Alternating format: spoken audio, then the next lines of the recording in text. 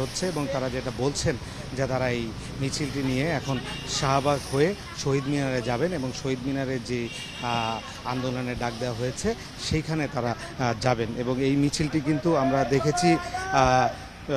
সেই সকালে আস্তে আস্তে উত্তরার বিভিন্ন এলাকা থেকে এসে উত্তরায় জড়ো হয় এবং একে একে সবগুলি ব্যারিকেড ভেঙে কিন্তু মিছিলটি এখন আস্তে আস্তে আসছে এবং এখন মিছিলটি কিন্তু এদিক দিয়ে সরাসরি শাহবাগের দিকে চলে যাচ্ছে। এই মিছিলে এখানে আন্দোলনকারীরা বলছে হাজার হাজার আন্দোলনকারী যারা এই আন্দোলনের সাথে জড়িত তারা এখানে অংশগ্রহণ করেছেন এবং তাদের যে এক দফা সেই এক দফা দাবি বাস্তবায়নে কিন্তু তারা এই মাঠে নেমেছেন এবং যতক্ষণ পর্যন্ত তাদের এই দাবি মানা না হবে ততক্ষণ পর্যন্ত কিন্তু তারা রাস্তায় অবস্থান করবেন। তো মিছিলটি এখন সামনের দিকে আসছে এবং মিছিলটি কিন্তু শাহবাগের দিকে যাবে। এই ছিল রাজপথ থেকে সর্বশেষ পরিস্থিতি।